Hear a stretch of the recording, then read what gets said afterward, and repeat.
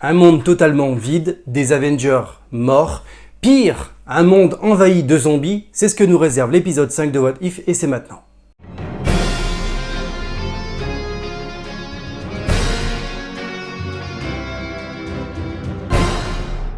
Salut à tous et bienvenue sur la chaîne, ça me fait plaisir de vous retrouver aujourd'hui pour un nouvel épisode de What If et celui-là il est extrêmement important, on va parler de l'épisode 5. Oui je sais, j'ai raté l'épisode 4, j'en suis désolé, j'avais quelques petits contretemps mais c'est pas grave, faut savoir rebondir et cette fois-ci on va parler de l'épisode 5. Un monde totalement ravagé par les zombies, c'est un peu à la mode en ce moment et c'était vraiment intéressant de vous en parler car cet épisode est vraiment croustillant voire même mordant. Notre épisode commence juste au début de Avengers Infinity War où Hulk se prend une sacrée raclée et va atterrir sur la Terre, sauf que cette fois-ci il n'y a plus personne. Le Dr Banner va bien s'apercevoir que ce monde-là, cet univers-là, est ravagé par des mangeurs de chair fraîche et tout va partir en cacahuète. Et cette histoire a commencé à cause de Hank Pym qui est parti chercher sa petite Dulcinée dans un univers quantique quand elle s'est ratissée et bien évidemment elle a chopé un virus mangeur de viande. Et bah là, autant dire, tout part en cacahuète. Et j'ai envie de vous dire, toutes ces histoires commencent toujours par une histoire d'amour. Autant dire l'épisode 4, c'est encore une histoire d'amour et le monde a été dévasté, voire même anéanti. Dans cet épisode-là, c'est encore une histoire d'amour et il y a eu des zombies. Donc, moralité de l'histoire, faut pas avoir des histoires d'amour. Moi, je vous dis, c'est la merde. Et dans cet univers, voire même dans cet épisode, et ben même les Avengers n'ont pas pu réussir à sauver le monde, ils se sont fait graillave dès le début, hein, on n'avait plus notre team habituel, ça a été des bouffeurs de sang. Un épisode qui est vraiment assez original, qui se met un peu sur le goût du jour de toutes les séries mangeurs de chair fraîche, plus communément appelées les zombies, et c'est un épisode que j'attendais vraiment parce que c'est bien de voir un monde post-apocalyptique, ça change un peu la donne, c'est assez inhabituel. Et honnêtement, ça passe plutôt bien. Donc dans cet épisode, on apprend énormément de choses, qu'il y a eu des morts, que les Avengers sont tombés, que le monde est ravagé, et que cet univers n'a plus vraiment d'espoir. Donc il nous reste quelques protagonistes comme Bucky, Sharon, Spider-Man, Hulk et tous les autres. Donc ils vont essayer de survivre à cet apocalypse pour essayer de trouver une solution, voire même essayer de trouver une sorte de vaccin pour libérer un peu tout le monde.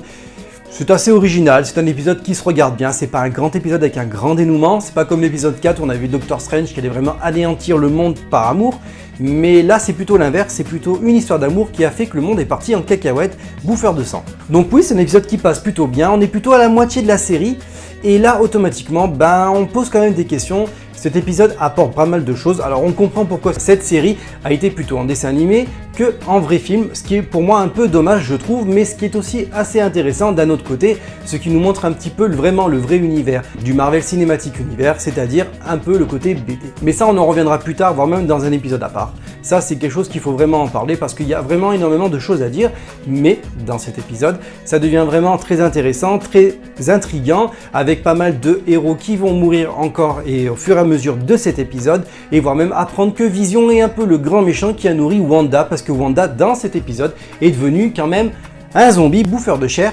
mais par contre, elle garde toujours ses super pouvoirs de la série WandaVision, et à la fin on apprend que c'est la grande sorcière rouge.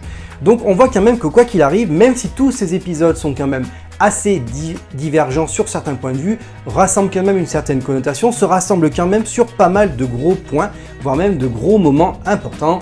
Je serais même pas surpris de trouver un épisode sur Captain America en sachant que ça ne serait plus Captain, même si on l'avait trouvé un petit peu sur le premier épisode en sachant que c'était Captain Carter, mais pourquoi pas, voire même trouver une autre connotation, voire même d'autres personnages, qui a énormément de choses à dire et à travailler dans ces univers en sachant que tout est possible et inimaginable.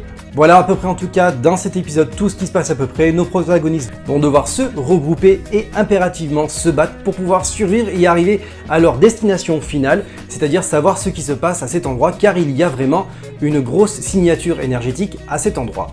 D'où on y apprendra que, comme je vous l'ai dit tout à l'heure, Wanda en fait est bien morte et que Vision se sert un peu de ça pour attirer tout ce qui reste de Vision et nourrir Wanda. Un peu chelou quand même comme façon de faire, mais ça s'est vu et déjà même fait dans plusieurs épisodes de séries de zombies. Donc c'est pas forcément une nouveauté, c'est assez original. Bon après voilà, Vision va sauver le monde, encore une fois, va en tout cas sauver notre petit protagoniste en faisant éradiquer, imploser un peu la base. Et à partir de ce moment-là, voilà, l'épisode est fini. Donc en conclusion, ce qu'on peut dire, c'est que c'est quand même un épisode assez original. Pas forcément transcendant, mais dans l'idée d'avoir inséré des zombies dans l'univers Marvel, moi je trouve ça très intéressant et surtout rafraîchissant. C'est un épisode qui passe très bien et qui est très intéressant, donc je vous recommande à le regarder si vous ne l'avez pas vu. Rappelez-vous, c'est bien l'épisode 5 de What If. Voilà les amis, on a parlé un petit peu de la série What If, ça m'a fait extrêmement plaisir de parler avec vous de cet épisode. N'hésitez pas à vous abonner à la chaîne si le contenu vous a plu et dites-moi en commentaire qu'est-ce que vous avez pensé de cet épisode 5. Le mode zombie est-il vraiment intéressant pour vous ou non? C'était Mister Geek, ça m'a fait plaisir de vous retrouver aujourd'hui pour une nouvelle vidéo. À la prochaine, ciao!